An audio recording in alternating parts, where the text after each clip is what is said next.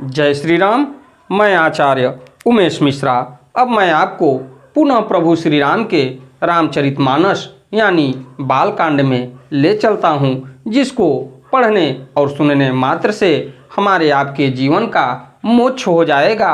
जैसा कि मैंने पहले भी आपको बताया था कि इस कलयुग में घोर पाप चल रहा है और कलयुग में घोर पाप से बचने के लिए और कलयुग की आयु बढ़ाने के लिए हमें शिव पुराण और प्रभु श्री रामचरित मानस को पढ़ना पड़ेगा और सुनना पड़ेगा, और जहाँ तक हो सके हमको सुनाना भी पड़ेगा। तो अधिक से अधिक हमको धर्म को बढ़ावा देना है, जिससे हमारे कलयुग के पापों को ख़त्म किया जाए और कलयुग की आयु थोड़ा सा बढ़ाई जाए। इसी के हिसाब से मैं आपको प्रभु श्री राम के रामचरित मानस, जो गोस्वामी तुलसीदास जी द्वारा रचित है, बालकांड में ले चलता हूँ, जो कि मास पुराण का छठा विश्राम में आपको मैं ले चलता हूँ। और इसको 10 मिनट पढ़ने से सुनने मात्र से ही हमारा आपका कल्याण हो जाएगा, क्योंकि कलयुग में सिर्फ राम नाम का ही आधार रह जाएगा। तो हम थोड़ा सा समय निकाल के प्रभु श्री राम के इस रामचरितमानस का रसपान किया जाए।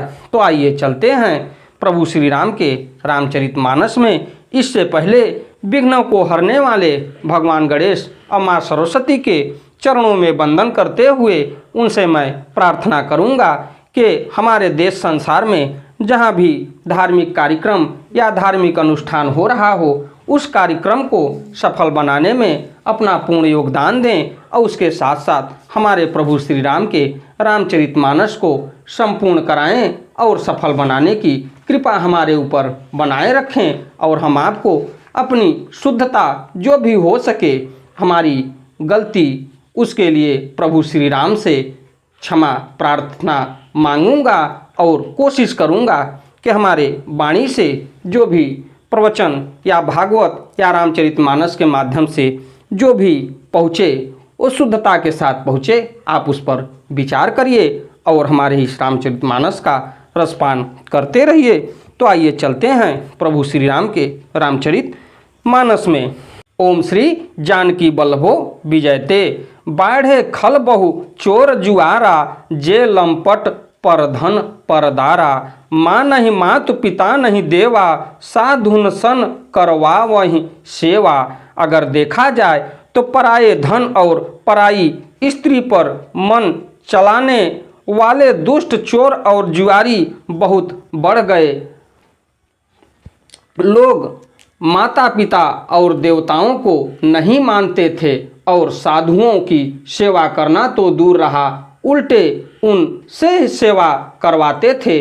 जिनके यह आचरण भवानी, ते जाने निश्चर सब प्राणी, अतिशय देख धर्म कै ग्लानि, परम सभीत धरा अकुलानी। श्री शिव जी कहते हैं कि हे भवानी, जिनके ऐसे आचरण हैं उन सब प्राणियों को राक्षस ही समझना। इस प्रकार धर्म के प्रति लोगों की अतिशय ग्लानि, अरुचि, अनास्था देखकर पृथ्वी अत्यंत भयभीत एवं व्याकुल हो गई। गिर सर सिंधु भार नहीं मोही, जस मोहि गर्व एक पर द्रोही। सकल धर्म देखई विपरीता, कहीं न सकई रावण भय भीता। वह सोचने लगी कि पर्वतों, नदियों एवं समुद्रों का बोझ मुझे इतना भारी नहीं जान पड़ता, जितना भारी मुझे एक परद्रोही दूसरों का अनिष्ट करने वाला लगता है। पृथ्वी सारे धर्मों को विपरीत देख रही है, पर रावण से भयभीत हुई वह कुछ बोल नहीं सकती। धेनु रूप धरि हृदय विचारी, गई तहाँ जहाँ सुर मुनि झारी। निज संताप सुनाय सिरोई, काहू ते कछ काज न सोई। अंत में हृदय में सोच विचार कर गौ का रूप धारण कर धरती वहां गई जहां सब देवता और मुनि छिपे थे। पृथ्वी ने रोकर उनको अपना दुख सुनाया, पर किसी से कुछ काम न बना। तो आइए थोड़ा सा छंद है, उसके बाद छंद में आपको ले चलते हैं। सुर मुनि गंधर्वा मिलकर सर्वागे बिरंच के लोका। संग गोतन नुधिधारी भूमि विचारी परम विकल भय शोका।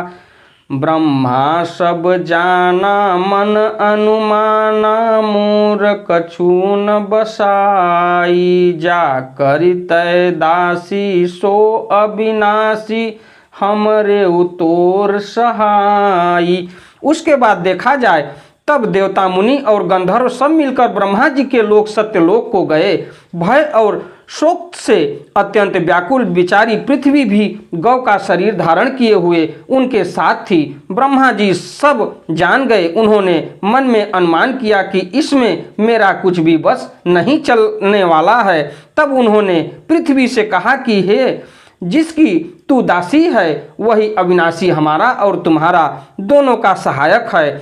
धरनि धरई मन धीर कह बिरंचि हरिपद सुमीरु। जानत जन की पीर प्रभु भंजिहि दारुण विपत्ति। ब्रह्मा जी ने कहा, हे धरती, मन में धीरज धारण करके श्री हरि के चरणों का स्मरण करो। प्रभु अपने दासों की पीड़ा को जानते हैं। ये तुम्हारी कठिन विपत्ति का नाश करेंगे। बैठे सुर सब करहि विचारा कह पाए प्रभु करिय पुकारा। पुर बैकुंठ जान कह कोई को कह पय निधि बस प्रभु सोई। सब देवता बैठकर विचार करने लगे कि प्रभु को कहाँ पावें ताकि उनके सामने पुकार फरियाद और करें। कोई बैकुंठपुरी जाने को कहता था और कोई कहता था कि वही प्रभु क्षीर सागर समुद्र में निवास करते हैं। जाके हृदय भगति जस प्रीति प्रभु तह प्रगट सदा तहि रीति। तहि समाज गिरजा में रहेऊ अवसर पाई वचन एक कहेऊ। जिसके हृदय में जैसी भक्ति और प्रीति होती है प्रभु वहाँ उसके लिए सदा उसी रीति से प्रकट होते हैं। हे पार्वती, उस समाज में मैं भी था। अवसर पाकर मैंने एक बात कही। हरि व्यापक सर्वत्र समाना प्रेम ते प्रगट हो ही मैं जाना। देश काल दिशि विधि सिहु माही कहूँ सो कहाँ जहाँ प्रभु नाही। मैं तो यह जानता हूँ कि भगवान सब जगत समान रूप से व्यापक हैं। प्रेम से वे प्रकट हो जाते हैं। देश काल दिशा विदिशा में बताओ ऐसी जगह कहाँ है जहाँ प्रभु न हो। अग जग मैं सब रहित विरागी प्रेम ते प्रभु प्रगटई जिमि आगी। मोर बचन सब के मन माना साधु साधु करि ब्रह्म बखाना। हे चराचर मैं चराचर में व्याप्त होते हुए ही सबसे रहित है और विरक्ति है। उनकी कहीं आसक्ति नहीं है। वे प्रेम से प्रकट होते हैं जैसे अग्नि अव्यक्त रूप से सर्वत्र व्याप्त है और परंतु आसक्ति नहीं है। वे प्रेम से प्रकट होते हैं जैसे अग्नि को देखा जाए लेकिन उसके बाद व्याप्त होने और न होने पर, परंतु जहाँ उसके लिए मिड़ मंथन आदि साधन किए जाते हैं उसके उपरांत वहाँ पर प्रकट होते हैं। इसी प्रकार सर्वत्र व्याप्त भगवान भी प्रेम से प्रकट होते हैं। मेरी बात सबको प्रिय लगी। ब्रह्मा जी ने साधु साधु कहकर बड़ाई की। सुनि बिरंच मन हरस तन पुलकी नयन बहनीर। स्तुति करत जोरी कर सावधान मति धीर। मेरी बात सुनकर ब्रह्मा जी के मन में बड़ा हर्ष हुआ। उनका तन पुलकित हो गया और नेत्रों से प्रेम के आंसू बहने लगे। तब वे धीर बुद्धि ब्रह्मा जी सावधान होकर हाथ जोड़कर स्तुति करने लगे। छंद जय जय सुर नायक सुख जन सुखदायक प्रणत पाल भगवंता। गोदिज हितकारी जय असुरारी सिंधु सुता प्रिय कंता। पालन सुर धरनी अद्भुत करनी मरम न जानई कोई। जो सहज कृपाला दीन दयाला करऊं अनुग्रह सोई। उसके पश्चात देखा जाए तो बोले, हे देवताओं के स्वामी, सेवकों को सुख देने वाले, शरणागत की रक्षा करने वाले भगवान, आपकी जय हो, जय हो। हे गो ब्राह्मणों को का हित करने वाले, असुरों का विनाश करने वाले, समुद्र की कन्या श्री माँ लक्ष्मी जी के प्रिय स्वामी, आपकी जय हो। हे देवता और पृथ्वी का पालन करने वाले, आपकी लीला अद्भुत है, उसका भेद कोई नहीं जानता। ऐसे जो स्वभाव से ही कृपालु और दीन दयालु हैं, वे ही हम पर कृपा करें। जय जय अविनाशी सब घटवासी, व्यापक परमानंदा, अभिगत गोतीतम चरित पुनीतम, माया रहित मुकंदा। जेहि लागी विरागी अति अनुरागी, विगत मोह मुनि वृंदा, निशिबासर ध्यावहीं गुण गण गावहीं, जयत सच्चिदानंदा। हे अविनाशी, सबके हृदय में निवास करने वाले, अंतर्यामी, सर्वव्यापक, परम आनंद स्वरूप, यज्ञ, इंद्रियों से परे पवित्र चरित्र, माया से रहित मुकुंद, मोक्षदाता, आपकी जय हो, जय हो। इस लोक और परलोक के सब भोगों से विरक्त तथा मोह से सर्वथा छूटे हुए ज्ञानी मुनि वृंद भी अत्यंत अनुरागी प्रेम बनकर जिनका रात दिन ध्यान करते हैं और जिनके गुणों के समूह का गान करते हैं, उन सच्चिदानंद की जय हो। जेहि सृष्टि उपाय त्रिविध, बनाई संग सहाय न दूजा, सो करयु अघारी चिंत, हमारी जानिए भगत न पूजा। जो भव भय भंजन, मुनि मन रंजन, गंजन विपति बरूथा, मन बचन क्रम बानी, छाड़ी सयानी, शरण सकल सुर जूथा। जिन्होंने बिना किसी दूसरे संगी अथवा सहायक के अकेले ही या स्वयं अपने को त्रिगुण रूप ब्रह्मा विष्णु शिव रूप बनाकर अथवा बिना किसी उपादान कारण के अर्थात स्वयं ही सृष्टि का अभिन्न निमित्तोपादन कारण बनकर तीन प्रकार की सृष्टि उत्पन्न की, वे पापों का नाश करने वाले भगवान हमारी सुधि लें। हम न भक्ति जानते हैं न पूजा, जो संसार के जन्म मृत्यु के भय का नाश करने वाले, मुनियों के मन को आनंद देने वाले और विपत्तियों के समूह को नष्ट करने वाले हैं। हम सब देवताओं के समूह मन वचन और कर्म से चतुराई करने की बाण छोड़कर उन भगवान की शरण आए हैं। शारद श्रुति शेषा ऋषय, अशेषा जा कहूँ को नहीं जाना, जहि दीन पियारे वेद पुकारे, द्रवौ सो श्री भगवाना। भव बारिधि मंदर सब विधि, सुंदर गुण मंदिर सुख पुंजा, मुनि सिद्ध सकल सुर परम, भयातुर नमत नाथ पद कंजा। सरस्वती वेद शेष जी और संपूर्ण ऋषि कोई भी जिनको नहीं जानते, जिन्हें दीन प्रिय हैं, ऐसा वेद पुकार कर कहते हैं, वे ही श्री भगवान हम पर दया करें। हे संसार रूपी समुद्र के मथने के लिए मंदराचल रूप सब प्रकार से सुंदर गुणों के धाम और सुखों की रास नाथ, आपके चरण कमलों में मुनि सिद्ध और सारे देवता भय से अत्यंत व्याकुल होकर नमस्कार करते हैं। जानि सभय सुर भूमि सुनि, वचन समेत स्नेह, गगन गिरा गंभीर भई, हरनि शोक संदेह। देवता और पृथ्वी को भयभीत जानकर और उनके स्नेह युक्त वचन सुनकर शोक और संदेह को हरने वाली गंभीर आकाशवाणी हुई। जन डर पहु मुनि सिद्ध सुरेशा, तुम्हें लागी धरि हूँ नर बेसा। असन सहित मनुज अवतारा, ले हूँ दिन कर वंश उदारा। हे मुनि सिद्ध और देवताओं के स्वामियों, डरो मत, तुम्हारे लिए मैं मनुष्य का रूप धारण करूँगा और उदार पवित्र सूर्यवंश में अंशों सहित मनुष्य का अवतार लूँगा, यानी प्रभु श्री राम। कश्यप अदिति महातप कीन्हा, तिन कहूँ मैं पूरब बर दीन्हा। ते दशरथ कौशल्या रूपा, कौशलपुरी प्रगट नर भूपा।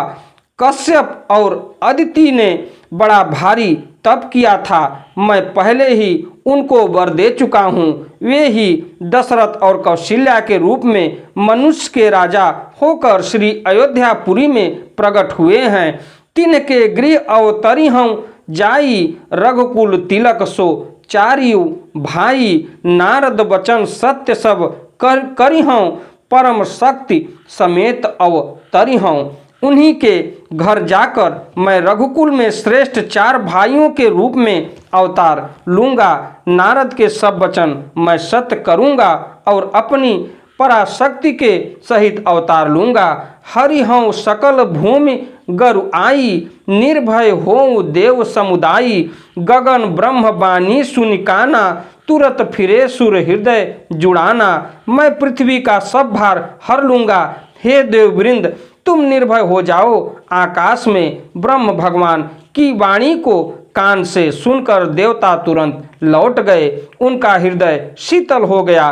तब ब्रह्मा धरनी समुझावा, अभय भई भरोस जिय आवा। तब ब्रह्मा जी ने पृथ्वी को समझाया, वह भी निर्भय हुई और उसके जिम्मे भरोसा दृढ़ आ गया। और उसके बाद देखा जाए तो प्रभु श्री राम का जन्म लेने का धीरे धीरे समय आने लगा।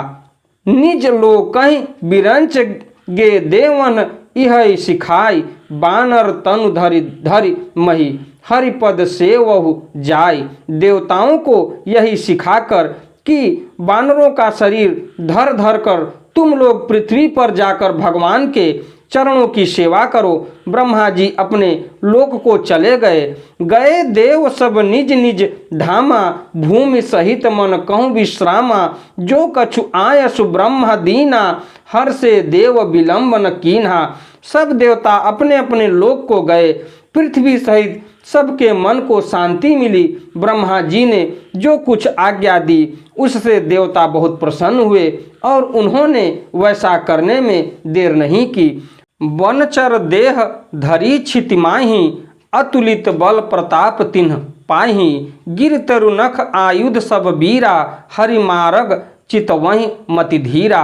पृथ्वी पर उन्होंने बानर देह धारण की, उनमें अपार बल और प्रताप था। सभी शूरवीर थे, पर्वत वृक्ष और नख ही उनके शस्त्र थे। वे धीर बुद्धि वाले बानर रूप देवता भगवान के आने की राह देखने लगे। गिर कानन जहाँ तहाँ भरी पूरी, रहे निज निज अनीक रचि रूरी। यह सब रुचिर चरितमय भाषा, अब सो सुनहु जो विरचहि राखा। वे बानर पर्वतों और जंगलों में जहाँ तहाँ अपनी अपनी सुंदर सेना बनाकर भरपूर छा गए। यह सब सुंदर चरित्र मैंने कहा, अब वह चरित्र सुनो जिसे बीच ही में छोड़ दिया था। अवधपुरी रघु कुलमणि राऊ, वेद विदित तेहि दशरथ नाऊ। धर्म धुरंधर गुण निधि ज्ञानी, हृदय भगतिमति सारंग पानी।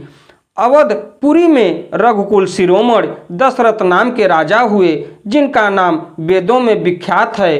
वे धर्म धुरंधर गुणों के भंडार और ज्ञानी थे। उनके हृदय में सांग धनुष धारण करने वाले भगवान की भक्ति थी और उनकी बुद्धि भी उन्हीं में लगी रहती थी। कौशल्यादि नारी प्रिय सब, आचरण पुनीत। पति अनुकूल प्रेम दृढ़, हरिपद कमल विनीत। उनकी कौशल्या आदि प्रिय रानियां सभी पवित्र आचरण वाली थी। वे बड़ी विनीत और पति के अनुकूल चलने वाली थी और श्री हरि के चरण कमलों में उनका दृढ़ प्रेम था। एक बार भूपति मन माही, भय गलानी मोरे सुत नाही।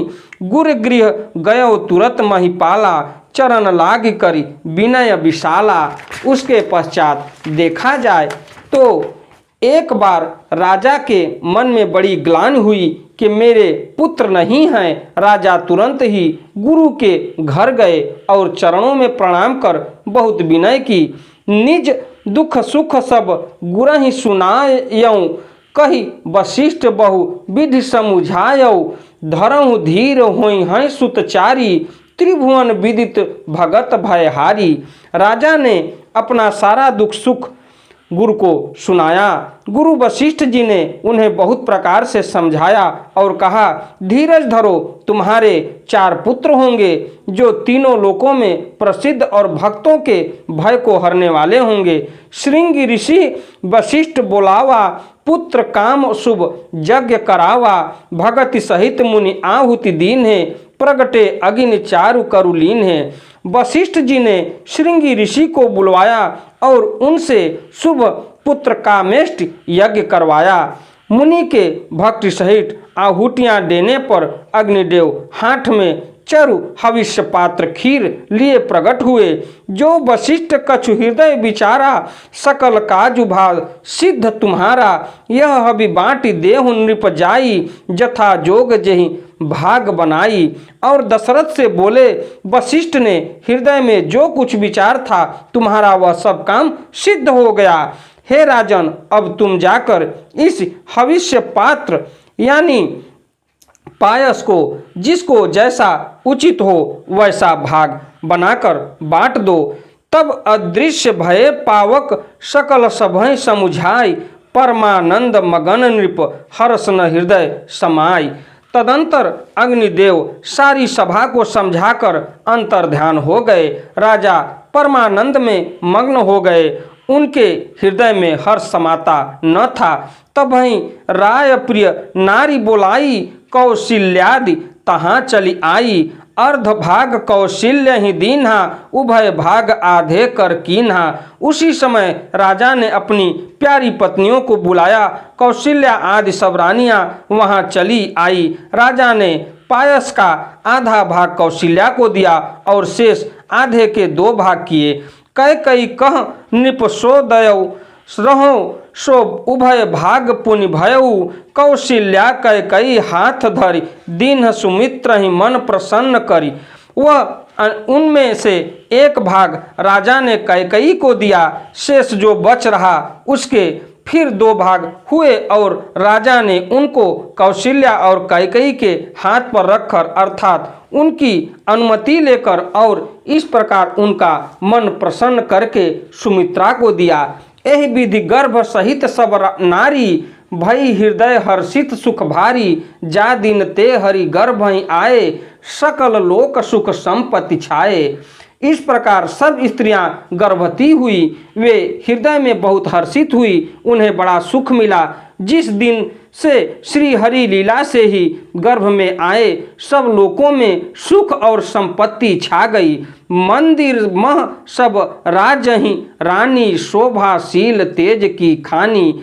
सुख जुत कछुक काल चली गयऊ, जहीं प्रभु प्रकट सो अवसर भयऊ। शोभाशील और तेज की खान बनी हुई सब रानियां महल में सुशोभित हुई। इस प्रकार कुछ समय सुखपूर्वक बीता और वह अवसर आ गया जिसमें प्रभु को प्रकट होना था। जोग लगन ग्रह बार तिथि, सकल भये अनुकूल। चर अरु अचर हर्ष जुत, राम जन्म सुख मूल।